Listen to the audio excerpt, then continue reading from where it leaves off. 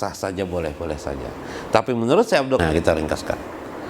Kemudian Nur Muhammad setelah diciptakan Allah itu, dia pun mengabdi kepada Allah arba'ata alafi sanatin. Kemudian dia pun mengabdi kepada Allah, beribadah saja kepada Allah, memuji, bertasbih, bertahmid kepada Allah selama 4.000 tahun lamanya. 4.000 tahun pada kegampangan. Khalaqal arasi min nuri aini Muhammad sallallahu alaihi wasallam. Bahkan aras itu diciptakan dari nur ain Muhammad sallallahu alaihi wasallam. Nah, apa hubungan antara Nur Muhammad dengan Nabi Muhammad sallallahu alaihi wasallam? Bingung lah apa hubungannya? Nih nang Nabi Muhammad nih nah. Nabi Muhammad ngarannya Sidin siapa? Muhammad. Ruh Sidin sudah awal diciptakan. Ruh Sidin itu menurut Syekh Abdul Qadir Jalani, ruh Nabi Muhammad yang ada, yang kita kenal nih. Itulah ruh Sidin, itulah yang disebut dengan Nur Muhammad. Oh. Itu kisahnya menurut kitab Syekh Abdul Qadir Jalani ini. Itu tuh satu, itu artinya. Dalam pengertian yang lebih modern. Nah, ini perlu juga kita ini lebih modern enggak? Ini orang modern semuanya nang duduk-duduk nih. Pinanya nang sigong nih, jangan pina antara modern dan tradisional. Nah, iyalah Pak Yusamin.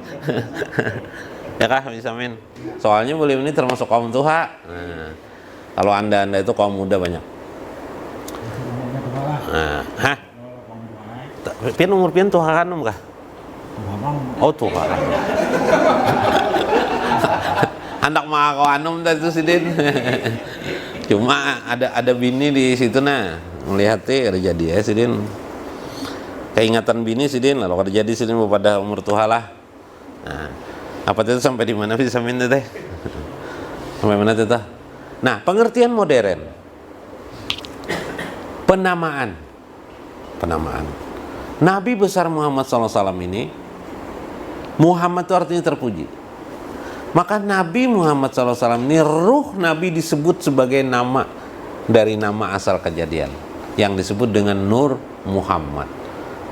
Nah, hakikatnya bukan berarti ini Muhammad ini adalah Nur Muhammad itu misalnya. Begitu ada juga orang memahami seperti itu. Sah-sah saja, boleh-boleh saja. Tapi menurut Syekh Abdul Qadir Jalani, ruh Nabi Muhammad itulah asal kejadian.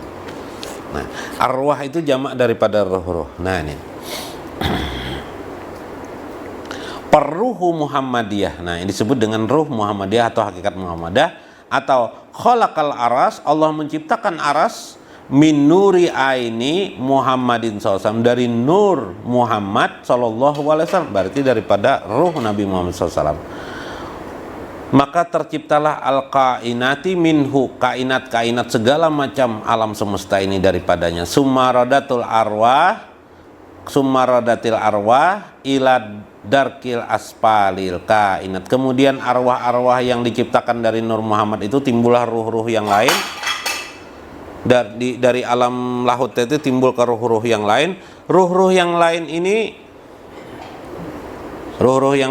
di sini disebutkan akhirnya turun kepada tingkat derajat yang paling rendah. Ringkas kisah. Dari ruh Muhammad itu tercipta ruh. Ruh Muhammad itu, Nabi Muhammad itu di alam namanya alam lahut. Nah, di sini disebutkan alam lahut. Aku bacakan aja gini nah. Nyaman karena kalau diringkas. Kama qala Allah Ta'ala summa radatnahu asfala safilin. Kemudian Allah Subhanahu wa ta'ala menurunkan pada tempat derajat yang paling rendah ruh-ruh itu atau bertingkat-tingkat, yakni nuzulahu awalan min alamil lahut. Yang pertama ruh itu dimasukkan ke alam lahut dulu, ila alamil jabarut, sampai ke alam jabarut. Dari alam lahut turun ke alam jabarut. Falbasahumullahu ta'ala binuril jabarut kiswah bainal haramain wa huwa ruhu sultan. Jadi dari alam lahut namanya Nur Muhammad. Kemudian turun ke alam jabarut namanya alam sultan. Alam sultan. Nah, kalau sedih nyatakan kepada Bapak, dari alam sultan turun lagi ke alam malaikat disebut dengan alam malakut. Wa huwa ruhur ruhani. pada alam malakut itu disebut dengan ruh ruhani namanya. Makanya lamunnya kita posisi diri kita itu suka agama, mendengarkan agama, nasihat-nasihat agama, kita itu berada di alam ruhani sebenarnya. Makanya kalau kita sedang sembahyang, Allahu Akbar ya kalau sembahyang, Allahu Akbar. Masuk kita tuh, Mbah Hanu nang kada-kada ingat aja kita. Iyalah. Pak Isamin. Kunci itu hilang arahnya, kunci kujer di bawah lapak sepeda motor sekalinya aja. Nah, ya kelak. Tuh masuk kita ke alam yang lebih gelombang yang lain. Alam tuh anggap aja gelombang. Nah, gelombang yang lain yang disebut dengan alam misal, di mana bayangan kita bisa menembus sesuatu yang kita sebelumnya tidak bisa tertembus. Di atas itu ada alam rohani namanya. Alam rohani itu alam ketenangan, itu yang sejatinya kita di atas lagi, ke atas lagi, sejati-sejati lagi. Bila orang berada di alam rohani itu sering tenang hatinya. Summa anjalahum ila alamil malak. Nah, yang disebut dengan alam malak itu kemudian binuri